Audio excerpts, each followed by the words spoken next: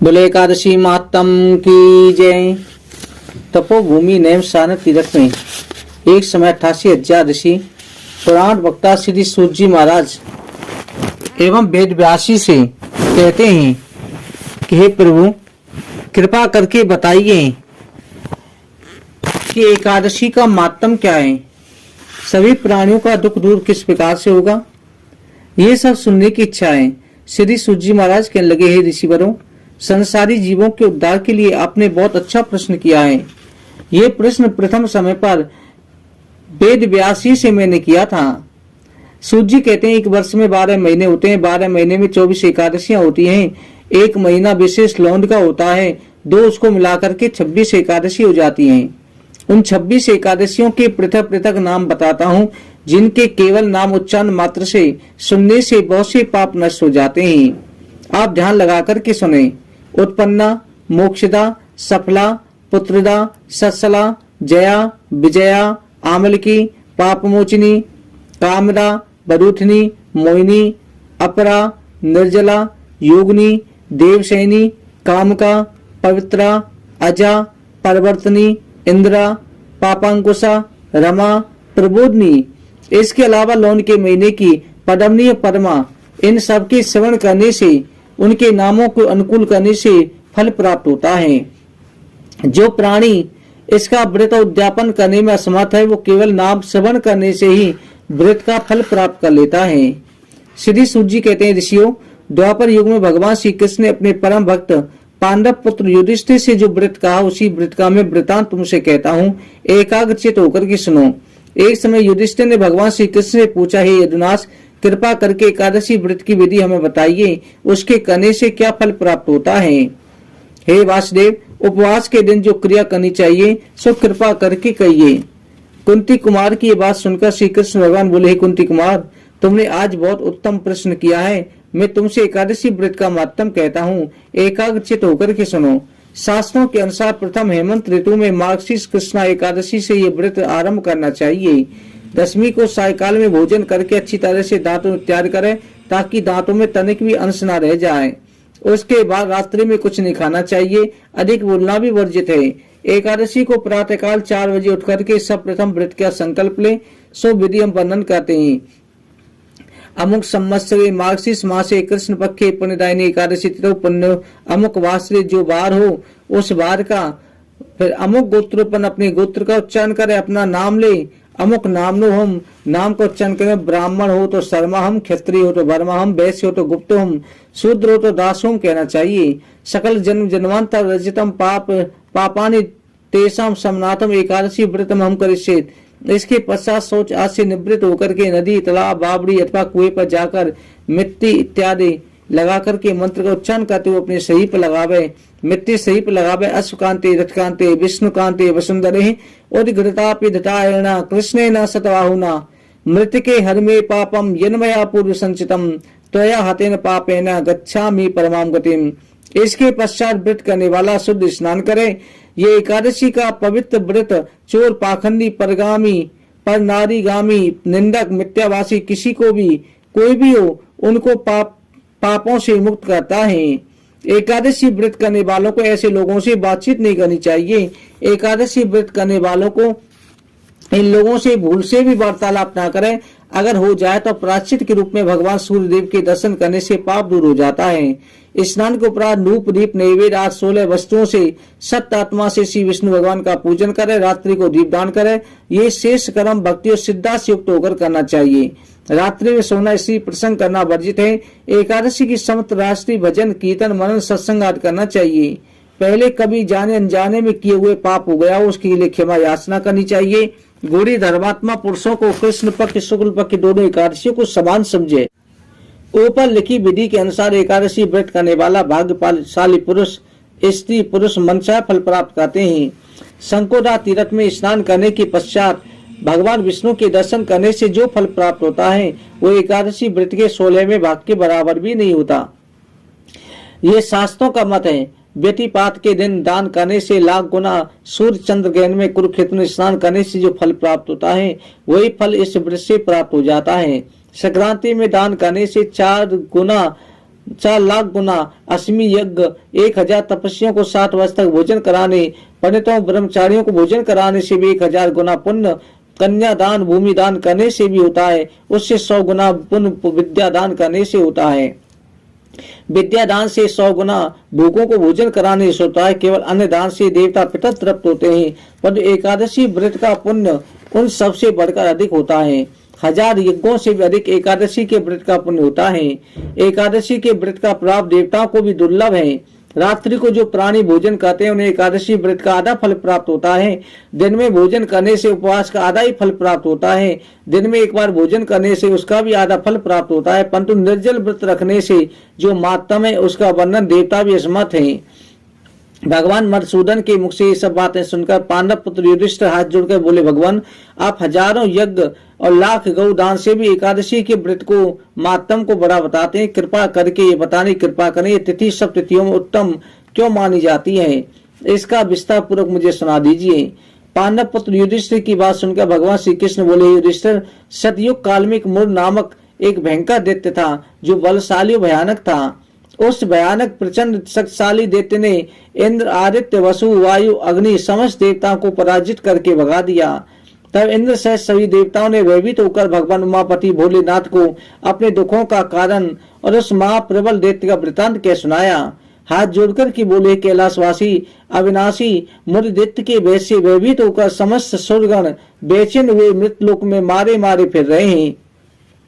समस्त समाज को बेचैन देखकर उनकी अनन्य विनय सुनकर बोले भंडारी बोले, देवताओं तीनों लोकों के स्वामी भक्तों के समस्त दुखों का विनाश करने वाले भगवान विष्णु की शरण में जाते ही तुम्हारे समान कष्ट का निवारण होगा। वही सर्वशक्तिमान प्रभु सबका कष्ट हरते हैं। भगवान भोले शंकर की बात सुनकर इंद्रादिक समस्त देवता एकत्र होकर क्षीर सागर पर जहाँ शेषनाग के सैया पर भगवान कमलापति शयन कर रहे थे जा पहुंचे। वहां पहुंच करके श्री भगवान विष्णु को सोते देखकर सब सुर समाज हाथ जोड़कर के नतमस्तक होकर स्तुति कर विनती करने लगा। शंख चक्र पदम बनवालाओं से अलंकृत देवादेव देवताओं के देवताओं द्वारा स्तुति करने आपको कोटन कोट प्रणाम है। हे सुंदर मुंजन की रक्षा करने वाले महाप्रभु आपको बारंबार नमस्कार है। दया के धाम प्रभु आप हमारी रक्षा कीजिए। दैत्यों से भयभीत होकर हम आपकी शरण में आए हैं, क्योंकि आप ही समस्त ब्रह्मांड के कर्ता धर्ता माता पिता हैं। आप ही उत्पत्ति पालन करता और संहार करने वाले हैं, सबको शांति प्रदान करने वाले हैं। आकाश और पाताल भी आप ही हैं। आप ही सबके पिता में सूर्य चंद्र अग्नि वायु ब्रह्मा हव्य कव्य मंत्र तंत्र यज्ञमान यज्ञ कर्म कर्ता भुक्ता भी आप ही हैं। आप ही सर्वव्यापक हैं। आपके अतिरिक्त चर अचर कुछ भी नहीं है। महाप्रभु उस माँ दैत्य ने हमें पराजित करके स्वर्ग से नष्ट भ्रष्ट कर दिया है। हम सब देवता इधर उधर मारे मारे फिरते हैं। सो हे मधुसूदन आप उन दैत्यों से हमारी रक्षा कीजिए, रक्षा कीजिए, रक्षा कीजिए। सुर समाज की विनती सुनकर भगवान कमलापति बोले, सुरो ऐसा मायावी दैत्य कौन है, उसमें कितना बल है और किसके आश्रय है, कहाँ रहता है, मुझसे कहो। भगवान विष्णु की बात सुनकर के सुर देवराज इंद्र बोले कि हे भगवान प्राचीन काल में एक जारी नंग नारी जंग नाम का एक राक्षस था। उसी का पुत्र महाबलशाली महापराक्रमी विश्वविख्यात मुर नाम का दैत्य है। चंद्रावती नामक नगरी में रहता है। उस मासुर ने समस्त देवताओं को स्वर्ग से निकाल करके अपना अधिकार कर लिया है। वह स्वयं इंद्र अग्नि वरुण कुबेर यम वायु ईश चंद्रमा नैऋत्य आज सबके स्थान पर अपना आधिपत्य जमा करके स्वयं सूर्य बनकर प्रकाश करता है। इतना ही नहीं वो स्वयं मेघ बनकर के सबसे अजय है। हे असुर निकंदन उस दैत्य का संहार करके हम सब देवताओं की रक्षा कीजिए, हम सब आपकी शरण में हैं। इंद्र के ऐसे वचन सुनकर भगवान कमलापति बोले, हे देवताओं तुम ना घबराओ, मैं शीघ्र ही तुम्हारे शत्रु का संहार करूंगा। तुम सब चंद्रावती नगरी को चले जाओ। समस्त देवताओं सहित भगवान विष्णु भी चंद्रावती नगरी को चल दिए। उस समय दैत्यराज मुर दैत्य सेना सहित युद्ध भूमि में बड़े अभिमान से गरज रहा था। उस महादैत्य की घोर गर्जना को सुनकर सभी देवता भयभीत होकर चारों दिशा में भाग खड़े हुए। यह देख करके स्वयं भगवान विष्णु रणभूमि में पहुंचे। भगवान कमलापति को रणभूमि में देखकर दैत्य दल ने अनेक प्रकार अस्त्रों से प्रहार किया। भगवान ने वो देख करके अपने तीखे बाण छोड़े जो नागों की तरह लहराते हुए जाकर दैत्यों के अंगों को बीजने लगे। बहुत से दैत्य उनके हाथों से मारे गए। केवल एक मुर दैत्य जीवित बचा। वह अचल भावना से भगवान के साथ युद्ध करता रहा। ये देख करके सुर समाज अत्यंत बेचैन हो गया। भगवान जो भी तीखे मारवाते उसके शरीर पर गिरते उसके अंग में पुष्पों के समान लगते थे। शस्त्रों से महादैत्य का अंग छिन्न भिन्न हो गया, परंतु फिर भी युद्ध करता रहा। तत्पश्चात भगवान और दैत्य का मल युद्ध होने लगा। इस प्रकार 10,000 वर्ष तक दोनों का युद्ध हुआ, परंतु वह महाबली दैत्य फिर भी पराजित नहीं हुआ। तब भगवान उस मूर्ख दैत्य से लड़ते लड़ते थक करके बदर का आश्रम चले गए। वहां पर हेमवती नाम की सुंदर गुफा थी, उसमें विश्राम करने लगे। श्री कृष्ण के लगे युधिष्ठिर, गुफा 12 योजन लंबी थी, उसका एक ही द्वार था, वहां जाकर सो गए। वो दैत्य भगवान विष्णु को सोया देख करके मारने के लिए उद्यत हुआ। अभी वो मारने को प्रयत्न कर ही रहा था, उसी क्षण विष्णु भगवान के शरीर से एक अति तेजस्वी अत्यंत प्रभावशाली कन्या अस्त्र धारण किए हुए उत्पन्न हुई। उस कन्या के बल पराक्रम को देख करके आश्चर्यचकित होकर के मूर्ख दैत्य उसके साथ युद्ध करने लगा। उस कन्या के बल पराक्रम वीरता को देखकर दैत्य ने विचार किया, इस कन्या को इतना भयानक युद्ध करना किसने बताया है? ये तो बड़ा भयंकर युद्ध करती है। अभी विचार कर ही रहा था कि उस वीर प्रभावशाली देवी ने एक ऐसा बाण मारा कि उस दैत्यराज का रक्त टूट करके चूर चूर हो गया, उसके अस्त्र काट कर टुकड़े टुकड़े कर दिए। तब वो मूर्ख दैत्य मल युद्ध करने लगा, परंतु देवी ने धक्का मार करके मूर्छित कर दिया। जब वो दैत्य मूर्छा से जागा तो उस कन्या ने उसका सिर काट डाला। इस प्रकार वो दैत्य तो पृथ्वी पर गिरकर मृत्यु को प्राप्त हुआ। बाकी दैत्य भयभीत होकर पाताल लोक को भाग गए। जब भगवान विष्णु की निद्रा टूटी, उन्होंने मूर्ख दैत्य के कटे हुए सिर हाथ जोड़कर खड़ी हुई एक कन्या को देखा। उस कन्या को देख करके भगवान कन्या से पूछने लगे कि जिस दैत्य ने इंद्रादिक सभी देवताओं को रणभूमि से भयभीत करके भगा दिया, स्वर्ग भी छीन लिया, उसको किसने मारा है? कन्या कहने लगी, भगवान जब आप निद्रा में थे दैत्य आपको मारने के लिए उद्यत हुआ, तो आपकी योग माया द्वारा आपके शरीर से उत्पन्न होकर मैंने इस दैत्य का वध किया है। ये सुनकर के भगवान बोले, देवी तुमने इस दैत्य को मारकर देवताओं का मान उपकार किया है, तुम इच्छानुसार वरदान मांगो।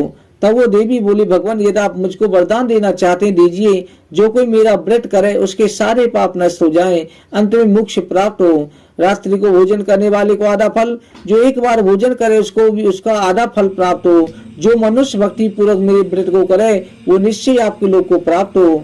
जो कोई मेरे व्रत में एक बार भी भोजन न करे उसको धर्म धन और मुक्ति प्राप्त हो। भगवान कहने लगे, कल्याणी ऐसा ही होगा, मेरे तुम्हारे भक्त एक ही होंगे, अंत में प्रसिद्धि को प्राप्त करके मेरे लोक को प्राप्त होंगे। क्योंकि तू एकादशी को उत्पन्न हुई है, अतः तेरा नाम एकादशी होगा। तुम मुझको सब तिथियों में प्रिय हो, इस कारण तुम्हारे व्रत का फल तीर्थों से अधिक फलदायी होगा। भगवान के ऐसे वचनों को सुनकर देवी अत्यंत प्रसन्न हुई। भगवान कृष्ण के लिए युधिष्ठिर, सभी तीर्थों व्रतों के फल से एकादशी का व्रत का फल सर्वश्रेष्ठ है। एकादशी व्रत करने वाले को मोक्ष पद देता हूँ, उसके शत्रुओं का नाश करता हूँ, समस्त विघ्नों को नष्ट करता हूँ। ये मैंने एकादशी की उत्पत्ति का सब वृतांत बतलाया है। एकादशी पापों को नष्ट करने वाली है तथा सिद्धि देने वाली है। उत्तम पुरुषों को दोनों पक्ष की एकादशियों को समान समझना चाहिए। जो मनुष्य से एकादशी मातम को पढ़ता है सुनता है, उसके अश्मी यज्ञ का फल प्राप्त होता है। करोड़ों वर्षों तक विष्णुलोक में वास करता है, वहां भी उसका पूजन होता है। जो मनुष्य एकादशी मातम के चौथे भाग को पढ़ता है उसको भी अनेक पाप नष्ट हो जाते हैं। विष्णु धर्म के समान कोई धर्म नहीं, एकादशी के समान कोई दूसरा व्रत नहीं। बोले एकादशी मातम की जय।